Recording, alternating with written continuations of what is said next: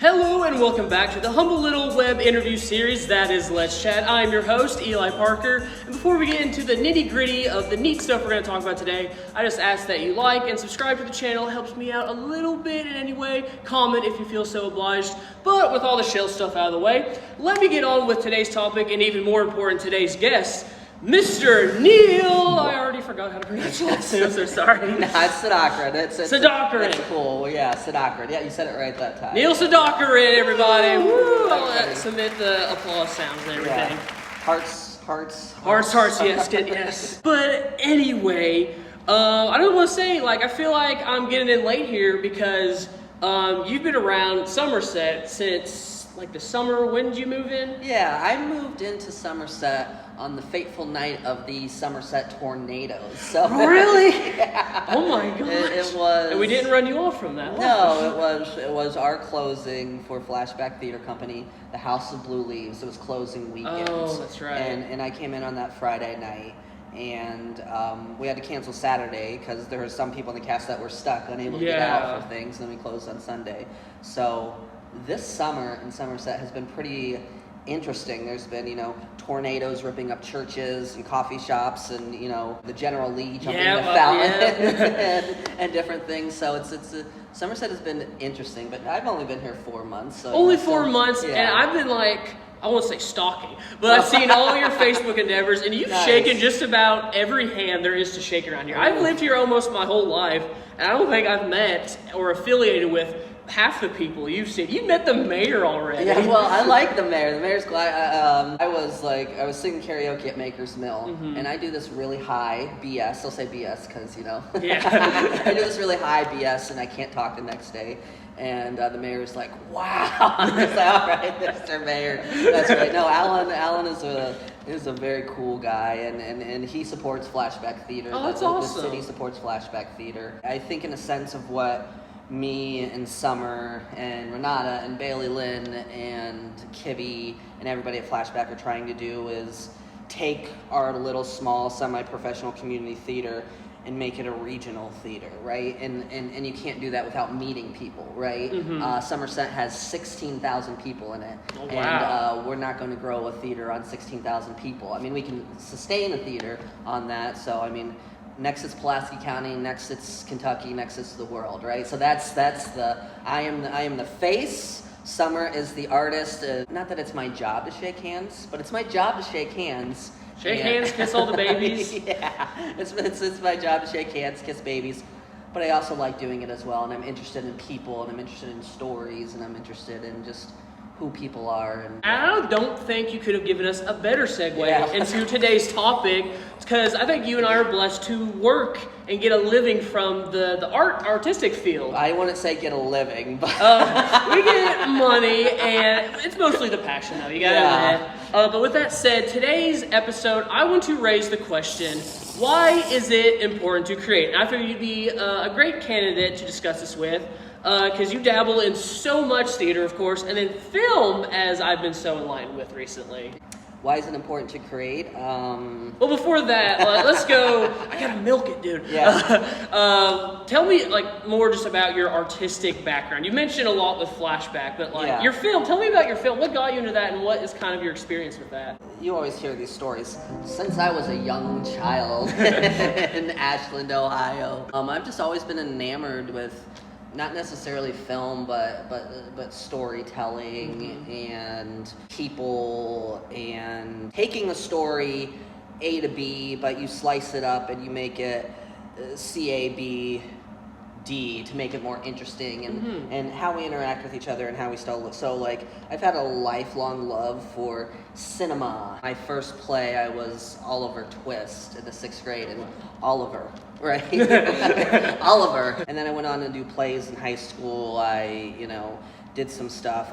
Just always trying to create, just always trying to take my words and feelings and views in the world and impart it to somebody else, or take somebody that has a unique view and impart it. So probably about 3 years ago, I got more heavy into film production, film concentration. Great gateway drug into producing content in film is the 48-hour film competition. I believe that Louisville has one. I believe that Nashville has one. 48-hour film competition is you get a group of friends together, you get an iPhone or whatever camera, right? And you have 48 hours to write, act, edit, produce a film. It's a national nonprofit, and it gets people into film and production. I've done that a couple times with some horror stuff, and things that we put together were awful. Well, within 48 hours, what can you do? I mean, they were bad. I mean, basically, it was just a way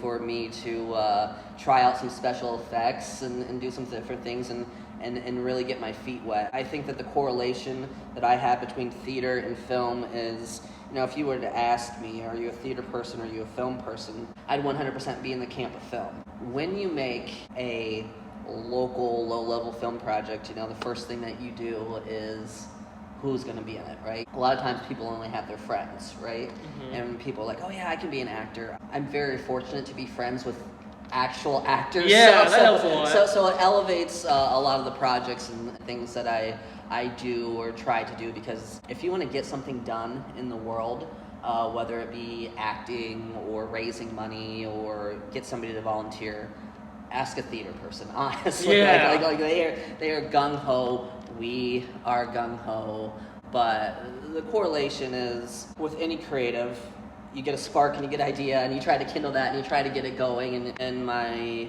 senior year of film school, right, I go to Grand Canyon University, go Lopes. It is the largest for-profit Christian school in the country, right? And first of all, going to Jesus school, they made me take a lot of Jesus classes. Yeah. And let me just say, I love Jesus. I believe in Jesus. I think Jesus is distorted in this day and age.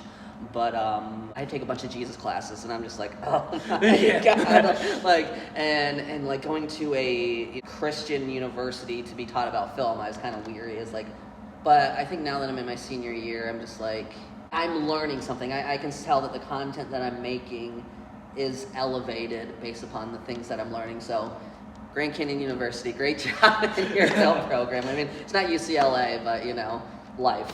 No, I totally get that, because in another alternate reality, I would have gone down the rabbit hole of Asbury University here in Kentucky, because they have a really big film department. Like, they've done collaborations with big stuff. Like, they have a replica head from one of the Jurassic Park movies, and stuff like that. And it's a very Jesus-y Christian school. I love Jesus. I love Jesus. Love you, Jesus. Jesus loves us. Yeah, amen. But no, you'll go up on the main, one of the lobby areas, and they have all these posters of movies that students and staff and faculty have been affiliated with. A lot of it VeggieTales, which shout out to VeggieTales. If you like to waltz with potatoes. VeggieTales I grew up with.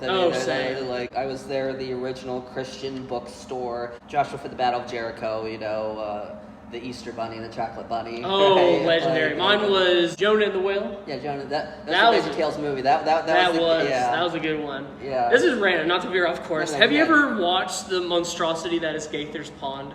I don't think I have. What's Gaither's Pond? Oh. But no, I gotta run a retraction. I've gotta stick with the facts. YouTube it later.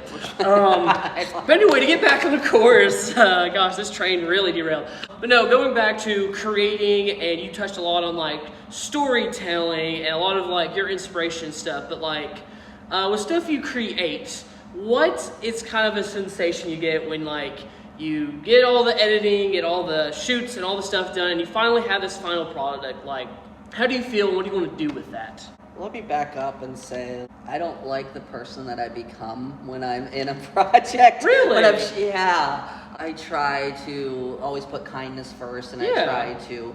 But when I'm put into deadlines and situations, and especially 40, you got to make a film in 48 hours. A lot of pressure there. I don't tend to go with the flow. I tend to snap. I get that. There's this being specific and detailed is good podcasting. All right. So for the film that we just showed at the Somerset Community College's 15th annual Autumn Film Festival. Whoop, whoop. Thank you, Thomas. Thank you, Eli. Thank you, Steve Kleberg, right? Oh, yeah. Did I cover all the bases? The film that was in there, all right? So we shot in this restaurant in downtown Cleveland, and then I did Backstage.com, okay? Backstage.com is a good resource to get background actors and things, and anybody can sign up, right? It's a lot of mid-level modeling, film things, not necessarily professional levels, but they'll use Backstage to do, small parts, background actors, things like that. Backstage.com, look it up. Anyway, so I had a bunch of Cleveland actors, Backstage.com, right? And a lot of these people have never been on a film set, worked on a film set, whatever. So, spoiler, interactors, there's this large fake stab, okay? How I did this fake stab, or how I do a lot of stuff is, let me just do another sidebar, practical effects, practical effects, right? So how I generally do a stab and like a bloodthirst is, you take a latex contraceptive. Oh, okay. So far, so interesting. You take a latex contraceptive and you fill it with red liquid, whether that's water and dye. Some people use wine.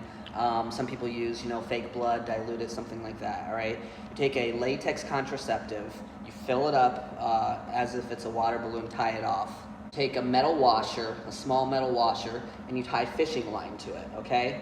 Then you take super glue and you put it on the contraceptive, okay? You put it on that. And so then after the stab, somebody is off screen, director, grip, whatever, and they pull on the fishing wire, right? And so then the liquid from the latex contraceptive comes out and gushes out. And so that's what we did with actors. And I didn't mind that there was a fishing line in the actor's pocket because it's a fake stab, right? So anyway, there's a sidebar to that, but there's this lady in the background. I didn't know her name. I regret not knowing her name. And we're shooting it from different angles, right? So I had 5 different, latex contraceptive water balloons ready for this pool. Okay, we're shooting it from 5 different angles. This lady's a background actor, right? So on the first pool, he goes, and I had 5 t-shirts for him as well, right? Wow. Our 5 polos, right? We wrecked this restaurant, just to let you know, okay? He did the pool, and it went right there. And the first take, this nice, blonde, beautiful lady in the blue dress gets up and screams and runs out of the restaurant. Oh my gosh. Wait, was that? Well, because she's acting, right? Okay. I'm a background actor, I'm going to make it. And I just lost my mind. I'm just like, lady in the blue dress, don't ever do, you can react, but you are not the star of this thing. And it's just like, I know that you want to be in it, but just like from a point of editing and things, like now you have to do that every exact time, and this thing is ruined. Like, it's fine, we have 5 other shirts and 5 other water balloons, but you cannot do that again. And like, I was really harsh in my tone, and I was unkind, and I could have came at it because we were under a time crunch. We were paying by the minute to rent a restaurant. We had a certain time frame and different things, but I should have been kinder in that moment. I should have just taken the time to be like, I appreciate your veracity. Yeah. But the reason why that we can't do that is because of this, and this, and you're pulling focus, and it's an editing nightmare if you're not exactly the same way every time, and some different things like that. But I don't remember what the question was, but that was an interesting story. Well, no, I love that. That was amazing. I should have said beforehand, take a drink every time he says latex contraceptive. Yeah. And don't beat yourself up too much for that, especially when you're working. It's kind of like a business in a sense, and these aren't we spend a lot of money, okay? Oh, yeah, definitely a business. It's kind of like a transaction then. And where you're in charge, you kind of have to be assertive.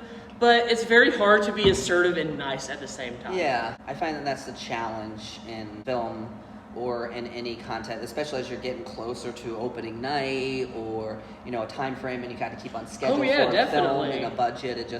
What helps is, in any kind of management position, is delegating and letting go. The people that you entrust may not necessarily rise to the level they want you to or complete things that you want to do of yourself, but the peace of mind that you have yourself and they get some things done, or maybe you have a rock star and they get a lot of stuff done. I think being well planned, being well financed, and having people who you trust and work and doing projects over and over. I think the purpose of answering the question, what's the purpose of creating, is to meet people, is to work on other people's stuff. It's to, when it's time to work on my things, I want to give back to so many other people, so that way they give back to mine, and I can have more peace of mind that I have people that I know and trust, and they're going to do a good job, and I've worked with them before. And you know, your first film and your first time out with a group of people should not be your hour-and-a-half feature film, right? Because you're all getting to know each other, you're all getting to work with each other,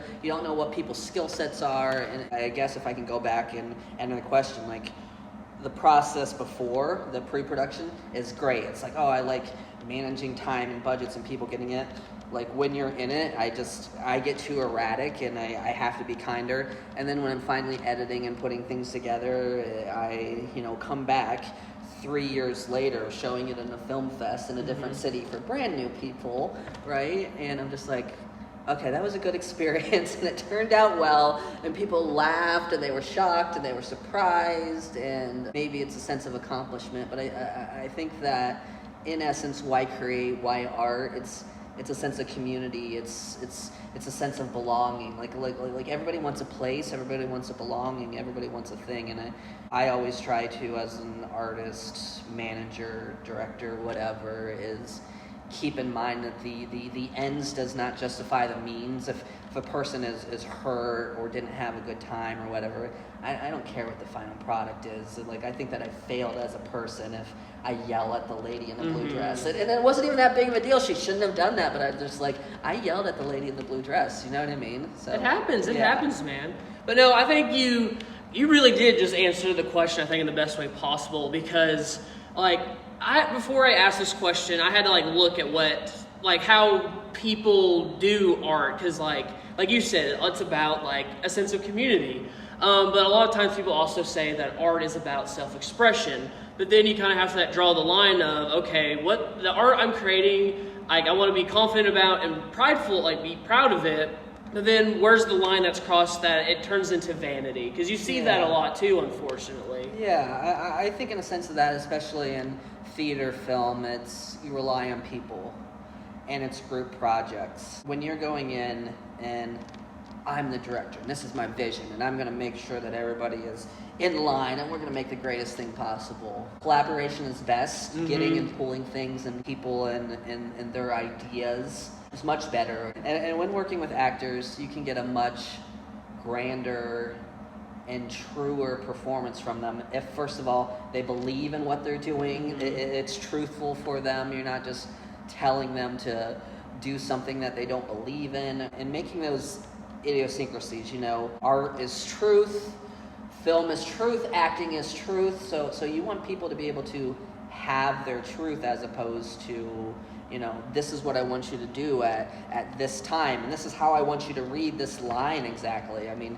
any good director knows you lead people, but eventually you just got to put them out in the pasture by themselves, right? And hope that they're true to themselves. And I think that that's where great art comes into it.